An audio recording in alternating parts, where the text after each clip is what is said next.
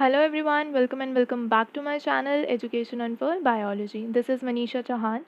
इस video lecture में हम Delhi university entrance test MSc zoology के क्वेश्चन पेपर 2018 को डिस्कस करेंगे।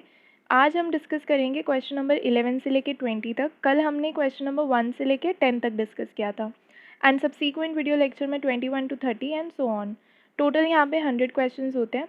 तो आज हमारा टारगेट है क्वेश्चन नंबर 11 से क्वेश्चन नंबर 20 तक का। तो चलिए शुरू करते हैं। Question number 11, doubling time for E coli is 20 minute, यानी कि ई कोलाई डबल होने में 20 मिनट लगाता है। यानी अगर वो स्टार्टिंग में x है तो 20 मिनट बाद कितना हो जाएगा, डबल, यानी कि 2x हो जाएगा। ठीक है। If the initial number of bacterium in a culture is 100, अगर स्टार्टिंग में 100 बैक्टीरियम है किसी कल्चर में, what would be the number of bacterium after 60 minute, तो 60 मिनट में कितने बैक्टीरियम उस कल्चर के अंदर बन जाएंगे। स्टार्टिंग किससे करी हमने, 100 से। डबलिंग टाइम क्या है, 20 मिनट। तो देखो स्टार्टिंग में 100 है, फिर उसके बाद 20 मिनट बाद यानी कि 20 मिनट बाद ये डबल हो जाएंगे। डबल यानी कि 2 इंटू 100, तो 20 मिनट बाद कितने हो जाएंगे, ये 200 हो जाएंगे। अब कल्चर के अंदर 20 मिनट बाद कल्चर के अंदर कितने हैं बैक्टीरियम, 200।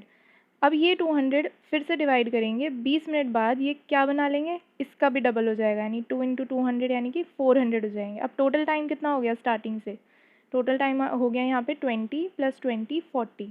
तो 40 मिनट्स में कितने बना लिए इन्होंने, 400। अब ये 400 भी डिवाइड करेंगे आगे, तो अगले 20 मिनट में ये 400 कितने बना लेंगे, 400 का ट्वाइस, ट्वाइस हो रहा है ना, डबलिंग टाइम दिया हुआ 20 मिनट, तो 20 मिनट बाद ये डबल हो जाते हैं। तो इसके बाद 400 जो है वो डिवाइड करेंगे, 20 मिनट्स बाद ही क्या बना लेंगे, डबल ऑफ 400, यानी ट्वाइस ऑफ 400, दैट इज़ 800। अब कितना टाइम हो गया स्टार्टिंग से लेके अब तक, 20 20 20 यानी कि 60 मिनट। और क्वेश्चन में भी हमसे क्या पूछा हुआ है कि 60 मिनट बाद कितने बैक्टीरियम उस कल्चर के अंदर पाए जाएंगे। तो हमारा आंसर क्या हो जाएगा, ये 800।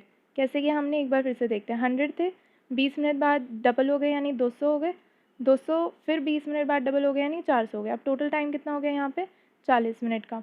फिर ये 400 20 मिनट बाद डबल हो गए, कितने हो गए, 800 हो गए। अब यहाँ पे टोटल टाइम कितना है, 60 मिनट। तो ये वाला तरीका हो सकता है, आप कैलकुलेट कर सकते हो कि ये 800 कैसे आया।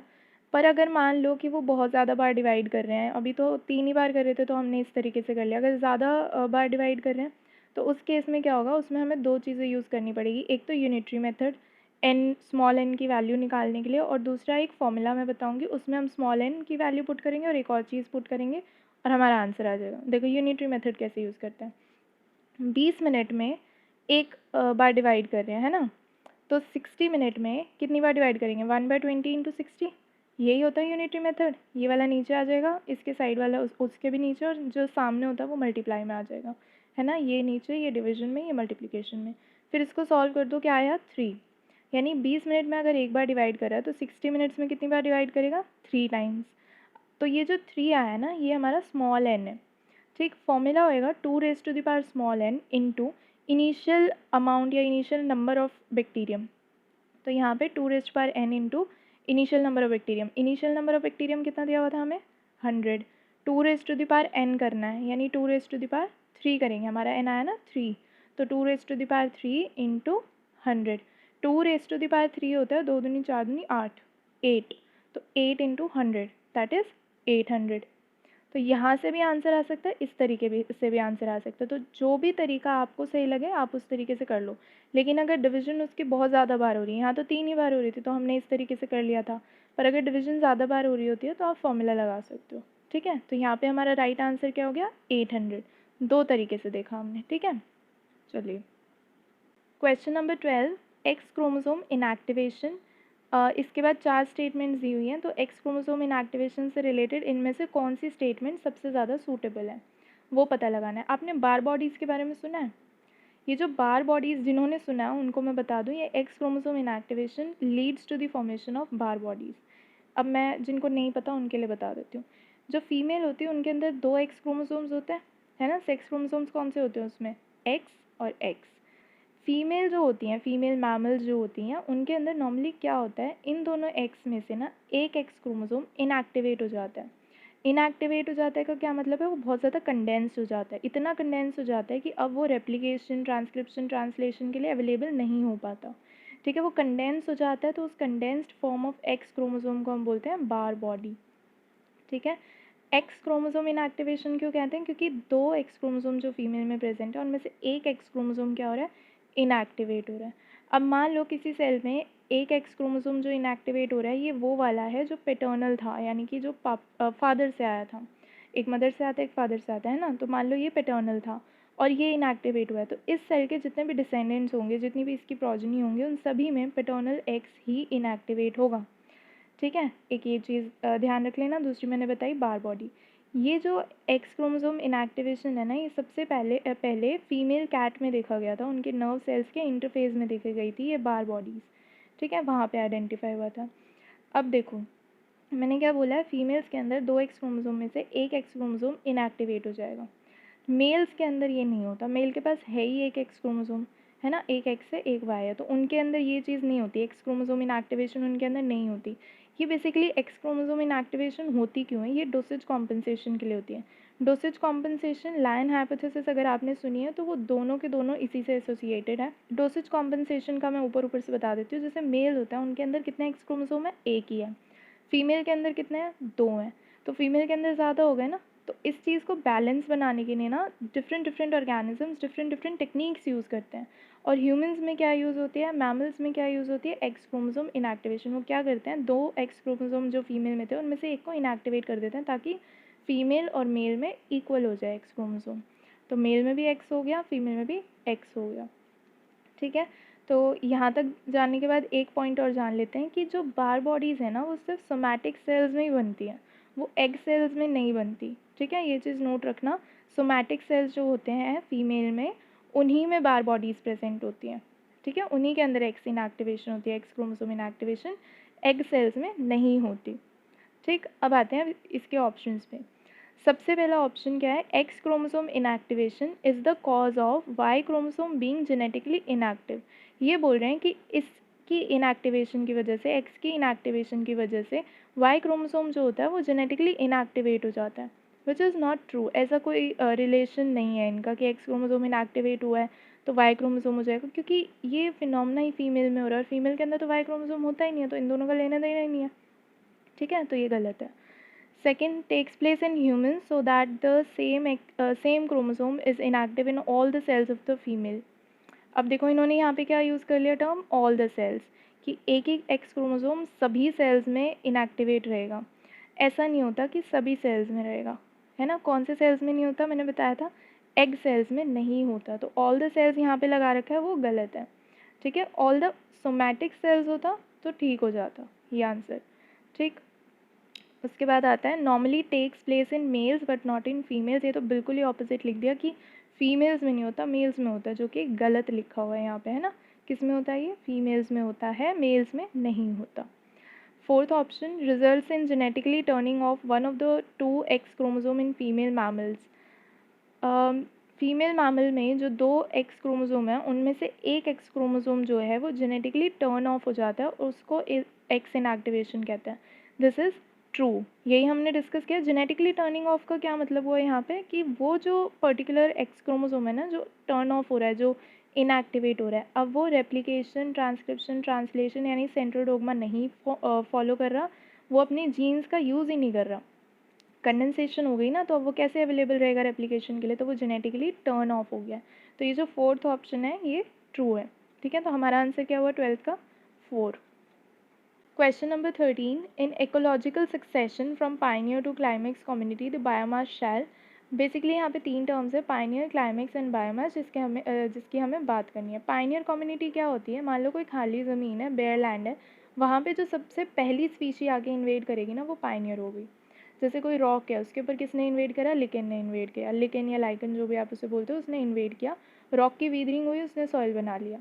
यहाँ से शुरुआत हो जाती है जर्नी की, जो क्लाइमेक्स कम्युनिटी बनाने की शुरुआत है। ठीक है, सॉइल बना, अब क्या होगा, सॉइल के अंदर प्लांट्स ग्रो करेंगे, ब्रायोफाइट्स ग्रो करेंगे, छोटे छोटे प्लांट्स ग्रो करना शुरू करेंगे, फिर धीरे धीरे बड़े प्लांट्स आ जाएंगे, फिर ट्रीज़ आ जाएंगे। सालों का प्रोसेस है ना, कुछ महीनों का तो है नहीं है, सालों लग जाते हैं इस चीज़ को होने में, पाइनियर से क्लाइमेक्स कम्युनिटी बनने में। तो ये जो इकोलॉजिकल सक्सेशन है, पाइनियर से क्लाइमेक्स कम्युनिटी के तरफ जब हम सक्सीड कर रहे हैं, तो उस टाइम पे बायोमास का क्या होता है, वो इंक्रीज़ होता है, डिक्रीज़ होता है, कॉन्टीन्यूस रहता है या सिर्फ डिक्रीज़ होता है, कोई रिलेशन ही नहीं है। बायोमास क्या होता है, अब किसी एक पर्टिकुलर गिवन एरिया में, अगर सिंपल टर्म्स में बताऊँ तो किसी एक पर्टिकुलर गिवन एरिया के अंदर ऑर्गेनिजम्स का वेट कितना है टोटल, वो होता है बायोमास। इसको ही कह सकते हैं क्वांटिटी या वेट कितना ऑर्गेनिज्म का एरिया या वॉल्यूम के अंदर। तो यहाँ पे अगर हम पायनियर कम्युनिटी को देखें तो उसने तब इन्वेड करा था जब वो ज़मीन खाली थी, बेयर लैंड था। वहाँ पे ऑर्गेनिजम्स का वेट कितना होगा, कम होगा, और क्लाइमेक्स में आते आते बढ़ जाएगा क्योंकि ट्रीज़ आ गए, प्लांट्स आ गए, है ना। तो बायोमास जो है वो इंक्रीज़ हो जाता है जब हम पायनियर से क्लाइमेक्स की तरफ सक्सीड करते हैं। ठीक है, तो इसका आंसर क्या हो जाएगा, इंक्रीज़ कॉन्टीन्यूसली, यानी option 2। Question number 14, import of glucose by the liver cell, उसके बाद ऑप्शन दिए हैं, is dependent on hydrolysis of ATP, is facilitated by GLUT2, occurs throughout the phospholipid bilayer, requires expression of GLUT1 on the plasma membrane। देखो, अगर आपको ये पता है कि ग्लूकोज के ट्रांसपोर्ट कराने के लिए ग्लूट जो है वो यूज़ होते हैं, यानी कि ग्लूकोज ट्रांसपोर्टर्स यूज़ होते हैं, और वो टाइप्स के होते हैं, जैसे 1 2 3 4, GLUT1 GLUT2 ऐसे करके, है ना। तो ये अलग अलग तरीके के सेल्स में अलग अलग तरीके के ग्लूकोज ट्रांसपोर्टर्स प्रेजेंट होते हैं। तो लिवर सेल्स में कौन से प्रेजेंट होता है, GLUT2 प्रेजेंट होता है लिवर सेल्स में। ठीक है, तो इसका आंसर तो सीधा सीधा सा है कि import of glucose by the liver cell is facilitated by GLUT2। अब इसका थोड़ा सा ना प्रोसेस देख लेते हैं एक्स्ट्रा नॉलेज के लिए। देखो, जैसा मैंने बताया कि ग्लूकोज ट्रांसपोर्टर्स यानी कि ग्लूट, ये टाइप्स के होते हैं, जैसे GLUT1 GLUT2 GLUT3 GLUT4, इस तरीके से होते हैं। लिवर सेल्स यानी कि हेपाटोसाइट्स में कौन से होते हैं, GLUT2 होते हैं, ये मैंने बताया। इसके अलावा पैनक्रियाटिक सेल्स जो होते हैं उनके अंदर भी GLUT2 प्रेजेंट होते हैं। GLUT2 यानी कि ग्लूकोज ट्रांसपोर्टर 2 प्रेजेंट होते हैं ग्लूकोज के ट्रांसपोर्ट के लिए। आरबीसीज में प्रेजेंट होता है GLUT1, मसल सेल्स में 4, न्यूरॉन्स में 3, एडिपोसाइट्स में 4। इस तरीके से डिफरेंट डिफरेंट सेल्स में डिफरेंट डिफरेंट टाइप के ट्रांसपोर्टर्स होते हैं, किसी में 1 किसी में 2, जैसे लिवर सेल्स में 2। अब होता गया लिवर सेल का अगर हम केस देखें तो लिवर सेल के अंदर अगर मान लो ब्लड के अंदर ग्लूकोज की ज़रूरत है, ठीक है, तो लिवर सेल क्या करेगा, ग्लूकोज ट्रांसपोर्ट करेगा ब्लड के अंदर, किसके थ्रू, GLUT2 के थ्रू, क्योंकि यहाँ पे ग्लूकोज ट्रांसपोर्टर कौन सा है, 2। तो ये जो ग्लूकोज है ये बनता कैसे है, ये ग्लूकोज 6 फॉस्फेट से बनता है। ग्लूकोज 6 फॉस्फेट का फॉस्फेट ग्रुप रिमूव किया जाता है, कौन करता है इसको, ग्लूकोज 6 फॉस्फेटेज। ये एंजाइम ग्लूकोज 6 फॉस्फेट का फॉस्फेट ग्रुप रिमूव करता है, और उसकी वजह से क्या बन जाता है, ग्लूकोज बन जाता है और फॉस्फेट अलग हो जाता है। अब इस ग्लूकोज की ट्रांसपोर्टेशन हो जाती है, ब्लड में चला जाता है, और ब्लड को जहाँ भी लेके जाना होता है उसको वो लेके जाता है, जैसे ब्रेन में ले जाना है, जहाँ भी ले जाना है। और एक चीज़ यहाँ पे ध्यान रख लेना कि GLUT2 जो होता है वो बाई डायरेक्शनल होता है, इम्पोर्ट एक्सपोर्ट दोनों में काम करेगा वो, ठीक है, बाई डायरेक्शनल होता है। तो यहाँ पे आंसर हमने देख ही लिया था कि import of glucose by liver cell is facilitated by GLUT2। आगे बढ़ते हैं। Question number 15, the origin of the jaw in gnathostomes is the hyoid, गिलाग, notochord, bone supporting the cranium. देखो, ये जो ऑप्शन दिए हैं ना, इनमें से किस में से ओरिजिनेट हुआ था जॉ, मतलब डेवलपमेंट जब हो रही थी, जब एवोल्यूशन हुई थी, तो इनमें से कौन सी ऐसी चीज़ है जिससे ओरिजिनेट हुए थे जॉ। नाथोस्टोम्स के बारे में अगर हम बात करें तो वर्टिब्रेट्स जो होते हैं उनमें एग्नेथा भी होते हैं, नाथोस्टोम्स भी होते हैं। एग्नेथा वो ऑर्गेनिजम्स है जिनके पास जॉ नहीं होते, और ग्नाथोस्टोम्स वो होते हैं जिनके पास जॉ होते हैं, that bear jaw bearing organisms ऐसे कह सकते हैं। ठीक है, जो भी टेट्रापॉड्स हैं या पाइसेस हैं वो सारी ग्नाथोस्टोम्स में आते हैं। ह्यूमंस भी ग्नाथोस्टोम्स में आते हैं क्योंकि हमारे पास क्या है, जॉज हैं। हम मैमल्स में आते हैं, टेट्रापोड्स में, और टेट्रापोड्स किस में आते हैं, मैंने बताया, ग्नाथोस्टोम्स में आते हैं। अब इन्होंने पूछा है कि ये जो ओरिजिन हुआ था जॉ का, ये कहाँ से हुआ था, तो ये गिलाग से हुआ था। इस डायग्राम में देखो, यहाँ पे आपको गिलाग दिखाई गई हुई है। ये जो गिलाग है यही डेवलप होके आगे क्या बनाती है, जॉ बनाती है। तो ये जो जॉ है ये ओरिजिन कहाँ है इनका, गिलाग, यानी गिलाग से ही जॉज बने हैं, ओरिजिनेट हुए हैं। ठीक है, तो इसका आंसर क्या हो जाता है, गिलाग। हायोइड इसका आंसर नहीं है, नोटोकॉर्ड इसका आंसर नहीं है, बोन सपोर्टिंग द क्रेनियम इसका आंसर नहीं है, इसका आंसर क्या है, गिल आग। चलिए, question number 16, the dynamics of which cytoskeletal element changes in a moving amoeba. तो यहाँ पे हम किस चीज़ की बात करें, अमीबा की बात करेंगे। जब अमीबा मूव कर रहा है तो इनमें से किस साइटोस्केलेटल एलिमेंट में डायनामिक्स जो है वो चेंज होते हैं। ठीक है, यानी कि कौन सा ज़्यादा डायनामिक है जब अमीबा मूव कर रहा होता है। तो यहाँ पे जो अमीबा है ये बेसिकली है क्या, ये बैक्टीरिया है या प्रोटोजोआ है। अमीबा बैक्टीरिया नहीं होता है, अमीबा होता है प्रोटोजोआ। ये मैं क्यों पूछ रही हूँ, क्योंकि यहाँ पे जो ऑप्शन दिया हुआ है ना, सेकंड ऑप्शन MREB या MREB, ये बेसिकली एक एक्टिन होमोलॉग है, ये बैक्टीरिया में पाया जाता है। प्रिसाइजली बताऊँ तो ये रॉड शेप सेल्स में पाया जाता है। तो इसका अमीबा में प्रेजेंस तो पॉसिबल ही नहीं है, क्योंकि ये तो बैक्टीरिया के अंदर पाया जाता है ना, एक्टिन फिलामेंट का होमोलॉग है ये बैक्टीरियल सेल्स में। तो ये यहाँ पे सही नहीं हो सकता ये आंसर, तो ये ऑप्शन हम क्रॉस कर देंगे, क्योंकि अमीबा क्या है, प्रोटोजोआ है और ये पाया जाता है बैक्टीरियाज के अंदर, तो ये गलत हो गया। इसके बाद आते हैं इंटरमीडिएट फिलामेंट्स। इंटरमीडिएट फिलामेंट्स है, माइक्रोट्यूब्यूल्स है, माइक्रोफिलामेंट्स है। पहले माइक्रोफिलामेंट्स की बात करते हैं। माइक्रोफिलामेंट्स क्या है, एक्टिन फिलामेंट्स। ये जो एक्टिन फिलामेंट्स है ये मसल सेल्स में कैसे वर्क करते हैं, ये मायोसिन के साथ इंटरेक्ट करते हैं, मसल्स की कॉन्ट्रैक्शन या मसल्स की मूवमेंट में हेल्प करते हैं। जो भी मूवमेंट हो रही होती है वो कैसे करवाते हैं, एक्टिन फिलामेंट्स और मायोसिन फिलामेंट्स आपस में इंटरेक्ट करते हैं और मसल सेल्स में मूवमेंट कराते हैं, कॉन्ट्रैक्शन हो गई जैसे, है ना। सिमिलर तरीके से माइक्रोफिलामेंट्स जो हैं वो अमीबा में भी वर्क करते हैं। जब वो मूव कर रहा होता है, सूडोपोडिया बना के मूव कर रहा होता है, तब माइक्रोफिलामेंट सेम फंक्शन जो है अमीबा में भी परफॉर्म करते हैं। ठीक है, तो यानी कि इनका डायनामिक्स चेंज होती है। इसके बाद आते हैं माइक्रोट्यूब्यूल्स। माइक्रोट्यूब्यूल्स जो होते हैं वो सूडोपोडिया की स्टेबिलिटी में हेल्प करते हैं। ठीक है, तो ये आंसर नहीं हो सकता माइक्रोट्यूब्यूल्स, क्योंकि ये स्टेबिलिटी में हेल्प करें, इनके एसिड डायनामिक्स में चेंजेस नहीं है। इसके बाद आता है इंटरमीडिएट फिलामेंट। पहली चीज़, इंटरमीडिएट फिलामेंट जो होते हैं वो एक्टिन फिलामेंट से कम डायनामिक होते हैं। ठीक है, तो इन दोनों में से अगर कोई ऑप्शन हमें चूज़ करना है तो भी हम माइक्रोफिलामेंट चूज़ करेंगे। और दूसरी चीज़, जैसे अमीबा प्रोटियस है, उसके अंदर अभी तक इंटरमीडिएट फिलामेंट का कोई प्रोमिनेंट एविडेंस नहीं दिखा उसके साइटोप्लाज्म में, यानी कि ये साइटोप्लाज्म में है या नहीं है अमीबा के, ये भी इस चीज़ का भी कोई प्रोमिनेंट एविडेंस नहीं है, तो इस ऑप्शन को भी हम कंसिडर नहीं करेंगे। तो इन चारों में से जो सबसे बेस्ट आंसर है वो क्या हो जाएगा, माइक्रोफिलामेंट्स। इनका डायनामिक्स 100% जो है ये साइटोस्केलेटल एलिमेंट भी है, और इनका जो डायनामिक्स है वो चेंज होता है जब अमीबा मूव करता है। ठीक है, तो इसका आंसर क्या हो गया, माइक्रोफिलामेंट्स हो गया। Question number 17, repeat core sequences consisting of 2, 3 और 4 base pairs are known as what. Question क्या पूछ रहा है कि अगर मान लो कोई एक कोर सीक्वेंस है और उसका रिपीटेशन हो रहा है, रिपीट कोर सीक्वेंसेस कंसिस्टिंग जिसमें 2, 3 या 4 बेस पेयर हैं। फॉर एग्जांपल कोई सीक्वेंस है AGTT, ठीक है, AGTT 4 बेस पेयर का एक सीक्वेंस है और वो बार बार रिपीट हो रहा है, AGTT AGTT AGTT AGTT। तो इस तरीके के सीक्वेंस को हम क्या कहते हैं। सबसे पहला ऑप्शन इन्होंने दिया हुआ है सिंगल न्यूक्लियोटाइड पॉलीमॉर्फिज्म, SNP। ये देखो इसके नाम में लिखा हुआ है सिंगल न्यूक्लियोटाइड पॉलीमॉर्फिज्म।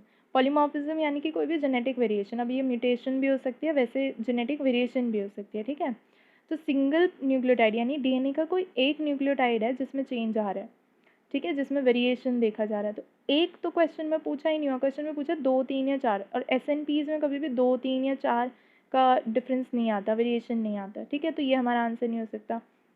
दूसरी चीज़ हम देखेंगे ऑप्शन नंबर 3, दैट इज़ टीलोमियर्स। बाद में हम मिनी सैटेलाइट और माइक्रो सैटेलाइट को कंपेयर करेंगे और फिर देखेंगे उनमें से कौन सा सही आंसर है। तो टीलोमियर्स की अगर मैं बात करूँ तो टीलोमियर्स क्या होते हैं, DNA के एंड में ना कुछ सीक्वेंसेस होते हैं जो एक्स्ट्रा होते हैं, जो बेसिकली कोडिंग सीक्वेंसेस नहीं होते। ठीक है, वो एक्स्ट्रा सीक्वेंसेस होते हैं जो DNA के एंड में प्रेजेंट होते हैं। एक एंड रेप्लिकेशन प्रॉब्लम होती है जिसके अंदर अगर मान लो टीलोमियर्स ना होते तो DNA का जो थोड़ा सा एंड है, जो लास्ट का पार्ट है, वो बेसिकली रेप्लिकेट नहीं होता है। तो रेप्लिकेट नहीं होगा यानी कि वो डॉटर क्रोमोसोम्स में नहीं जाएगा, तो इस करके ना एंड्स पे टीलोमियर्स होते हैं। ठीक है, और टीलोमरेज एंजाइम इसमें वर्क करता है, पूरा अपना एक अलग फिनोमेना है। तो यहाँ पे बेसिकली टीलोमियर्स जो होते हैं ये रिपीट सीक्वेंसेस होते हैं, पर ये 8000 से 10,000 तक के रिपीट सीक्वेंसेस होते हैं। ठीक है, और ये वेरी कर सकता है, ये नंबर 8000 to 10,000 जो मैंने बताया है ये वेरी कर सकता है। तो ये जो टीलोमियर्स हैं ये 2, 3 या 4 बेस पेयर के नहीं होते, तो ये आंसर भी गलत हो जाएगा। ठीक है, टीलोमियर्स भी इसका आंसर नहीं है। अब बात करते हैं हम मिनी सैटेलाइट्स और माइक्रो सैटेलाइट्स की। देखो ये दोनों ही मिनी सैटेलाइट्स भी, माइक्रो सैटेलाइट्स भी, ये दोनों ही VNTR हैं, variable number tandem repeat. Variable number tandem repeat क्या होता है, जैसे मैंने आपको बोला एक सीक्वेंस कोई, जैसे कि AGTT, ये लिया था ना हमने AGTT। तो ये जो AGTT सीक्वेंस है ये ऑल्टरनेट, मतलब एक के बाद एक रिपीट हो रहा है, मतलब बीच में और कोई सीक्वेंस नहीं आ रहा, मतलब AGTT AGTT AGTT AGTT इसी तरीके से रिपीट होता जा रहा है। तो एडजेसेंट रिपीटिशन हो रही है सीक्वेंस की। ठीक है, जैसे मान लो कोई एक सीक्वेंस है 4 बेस पेयर का, जैसे हमने लिया था, वो 6 बार रिपीट हो रहा है या 10 बार रिपीट हो रहा है, ऐसे करके। तो रिपीट सीक्वेंस कितने बेस पेयर्स का है, वो 4 बेस पेयर्स का, रिपीट होते जा रहा है, होते जा रहा है, होते जा रहा है। तो इस तरीके के सीक्वेंसेस को VNTR यानी वेरिएबल नंबर टैंडम रिपीट कहते हैं, और इसी का हिस्सा होता है माइक्रो सैटेलाइट और मिनी सैटेलाइट। अब बात ये आती है कि किसकी कितनी लेंथ होती है। मिनी सैटेलाइट जो होते हैं ना वो 10 से 60 बेस पेयर्स अप्रॉक्सीमेटली इतनी लेंथ उनकी हो सकती है, ठीक है, 10 to 60 बेस पेयर्स लॉन्ग। और जो माइक्रो सैटेलाइट्स होते हैं वो 1 to 6 बेस पेयर्स लॉन्ग होते हैं। और क्वेश्चन में हमसे पूछा गया 2, 3 और 4, तो कौन सा ऑप्शन ज़्यादा सूटेबल है? माइक्रो सैटेलाइट्स, क्योंकि वो कितने बेस पेयर्स की होती है? 1 से 6, तो वो 2 भी हो सकती है, वो 3 भी हो सकती है, वो 4 भी हो सकती है। मिनी सैटेलाइट्स लंबे होते हैं, सीक्वेंसेस, रिपीट सीक्वेंसेस उनके ज़्यादा लॉन्ग होते हैं, तो वो आंसर नहीं हो सकता। तो इसका करेक्ट आंसर क्या है? Micro satellite. Question number 18, a haltere is a, haltere पूछा हुआ है कि क्या होता है। देखो हॉल्टेयर क्या होता है, ये एक बेसिकली बैलेंसिंग ऑर्गन होता है जो 2 विंग्ड फ्लाइज के अंदर प्रेजेंट होता है, जैसे कि हाउस फ्लाई हो गई, ठीक है। ये जब जैसे हाउस फ्लाई उड़ रही है ना, तो उस टाइम पे बैलेंस करने में हेल्प करता है, उसका जो हेड है उसकी स्टेबिलिटी मेंटेन करने में, उसको स्टेबलाइज करने में हेल्प करता है, तो इसीलिए इसको हम बोलते हैं बैलेंसिंग ऑर्गन है ये। तो हाउस फ्लाई जैसी जो 2 विंग्ड फ्लाइज हैं उनके अंदर ये बैलेंसिंग ऑर्गन प्रेजेंट होता है, उसको बोलते हैं हॉल्टेयर। तो यहाँ पे जो ऑप्शन दिए हुए हैं उसमें सेकेंड ऑप्शन देखो, balancing organ of house fly, ये करेक्ट है। ये जो हॉल्टेयर है ये ना तो कोई सेंस ऑर्गन है, ना ही ये कोई 4 विंग की मॉडिफिकेशन है, और ना ही ये कोई मेट को अट्रैक्ट करने वाला कोई डिवाइस है जो मेल इंसेक्ट यूज़ कर रहा है, ठीक है, जो कि ऑप्शन 1, 3 एंड 4 में दिया हुआ। तो इनमें से कुछ भी नहीं है, ये एक बैलेंसिंग ऑर्गन है जो हाउस फ्लाइज में प्रेजेंट होता है, या कोई भी 2 विंग्ड फ्लाइज होती हैं कुछ, उनके अंदर प्रेजेंट होता है, ठीक है। तो ये जो फ्लाइट के टाइम पे उनको बैलेंसिंग करने में हेल्प करता है, तो ये बैलेंसिंग ऑर्गन हो गया। तो इसका आंसर नंबर 2 हो जाता है। Question number 19, linolenic is an essential fatty acid for human because, यहाँ पे कुछ ऑप्शन दिए हुए हैं, हमें उसमें से सेलेक्ट करना है कि कौन सा सही है। देखो इसको हम ना एक असेंशियल फैटी एसिड मानते हैं। इसका रीज़न ये होता है कि हमारी बॉडी में ये फैटी एसिड फॉर्म नहीं होता, हमारी बॉडी इस फैटी एसिड को यानी लिनोलेनिक को फॉर्म नहीं कर पाती, ठीक है। तो इसी वजह से हमें इसे मील जो हम कंज्यूम करते हैं, खाना जो हम खाते हैं, उसके अंदर हमें इसे कंज्यूम करना पड़ता है अपनी बॉडी में इसका लेवल जो है स्टेबल मेंटेन करने के लिए, ठीक है। अब ब्रैकेट में देखो क्या लिखा है, C18, फिर 9, 12, 15। इसके स्ट्रक्चर में देखो टोटल कितने कार्बन है? 18 कार्बन है, तो इसी वजह से C18। उसके बाद देखो डबल बॉन्ड कौन कौन से कार्बन पे लगे हुए हैं, 9th कार्बन से 10th कार्बन तक डबल बॉन्ड है ना, तो मतलब इसको हम काउंट करेंगे एज 9, 12th पे है डबल बॉन्ड और 15th पे है डबल बॉन्ड। अब इन्होंने पूछा हुआ है कि ये एसेंशियल फैटी एसिड क्यों है। ये तो इसलिए है क्योंकि बॉडी इसे बना नहीं पाती, पर बॉडी इसे क्यों नहीं बना पाती? देखो इसके अंदर जो डबल बॉन्ड है ना वो 9th कार्बन के भी बियॉन्ड प्रेजेंट है, यानी उससे भी परे प्रेजेंट है, यानी कि 12th कार्बन पे प्रेजेंट है और 15th कार्बन पे प्रेजेंट है ना। और हमारी बॉडी के अंदर यानी ह्यूमन बॉडी के अंदर 9th कार्बन के बियॉन्ड डबल बॉन्ड किसी फैटी एसिड चेन में लगाने वाला कोई भी एंजाइम प्रेजेंट नहीं होता।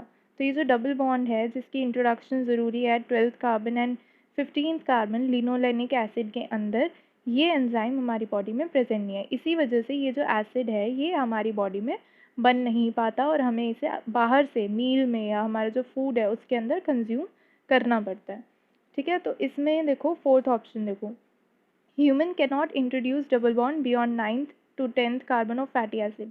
तो 9 और 10 के बीच में जो बॉन्ड बना है वो तो ह्यूमन बॉडी बनाने के कैपेबल है, उसका तो एंजाइम हमारे पास है, लेकिन उससे बाद में डबल बॉन्ड लगाने वाला एंजाइम ह्यूमन बॉडी के अंदर नहीं है। इसी वजह से इस तरीके के जो फैटी एसिड्स हैं जिन्हें हम असेंशियल फैटी एसिड कहते हैं वो फॉर्म नहीं हो पाते हैं। तो इसका आंसर क्या हो गया? ऑप्शन नंबर 4 हो गया। क्वेश्चन नंबर 20, आज का लास्ट क्वेश्चन है ये, passive immunity is obtained by, उसके बाद 4 ऑप्शंस दिए हुए हैं। देखो जब भी हमारी बॉडी में कोई एंटीजन एंटर करता है या फिर कोई फॉरेन पार्टिकल एंटर करता है तो क्या होता है, हमारी बॉडी का इनेट इम्यून रिस्पॉन्स जनरेट होता है सबसे पहले, है ना। उसके बाद अडेप्टिव इम्यून रिस्पॉन्स जनरेट होता है, और ये दोनों जो है कोऑर्डिनेट करके हमारी बॉडी का इम्यून रिस्पॉन्स सिस्टम जो है वो कंट्रोल करते हैं। अडेप्टिव के अंदर B cells T cells mainly यही दो सेल्स एक्टिवेट होते हैं। बी सेल्स जो हैं वो प्लाज्मा सेल्स बनाते हैं, प्लाज्मा सेल्स एंटीबॉडीज़ बनाते हैं, तो हमारी बॉडी ने खुद ही एंटीजन के अगेंस्ट क्या बना ली? एंटीबॉडी बना ली।